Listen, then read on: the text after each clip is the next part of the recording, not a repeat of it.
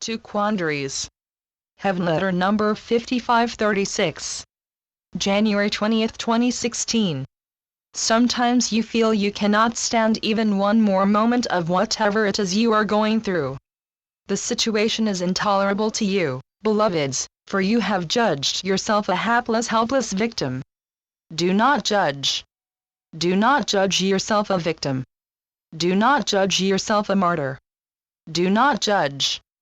By far and large, you are a self-announced victim of your own thoughts, or you might prefer to say because of your lack of foresight and your preponderance of innocence.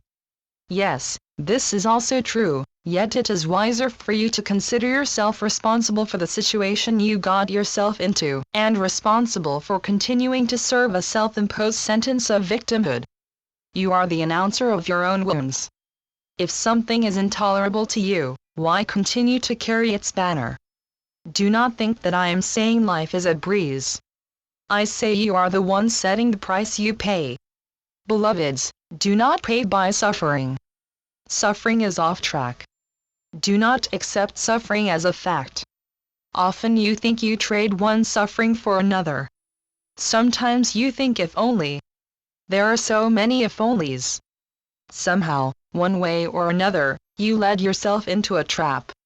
You may think you fell into it when you may well have shoved yourself in. Life is made of choices. Much of the time you have no idea what you are choosing, and, sometimes, not even that you are choosing. Sooner or later, you may have the idea in life that you pay the piper. You may have the idea that sooner or later, life simply grabs you by the neck. You may be someone who thinks too much, or you may not think at all. You really can't sit out this dance, dear ones. You are a partner in your life. Somehow, somewhere, you incurred. This is not something for you to sit and feel guilty about. Sense of guilt is a waste of life. Guilt certainly is not the purpose of your life. Guilt is not a worthy objective to put your attention on, for sense of guilt is a stalemate that keeps you where you are. Throw off the whole halter of guilt and become responsible for moving life forward.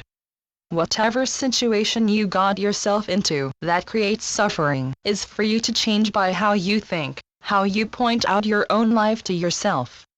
Whatever installment of your life you are presently meeting, there is another installment waiting for you. You suffer two quandaries. 1. Life stays the same. 2. Life doesn't stay the same. Either way is painful. You want to keep your life the same, or you want to make your life different. You have discovered that when life takes a stand, you can't budge it. You cannot empirically control it. This makes you a human being living life in the world.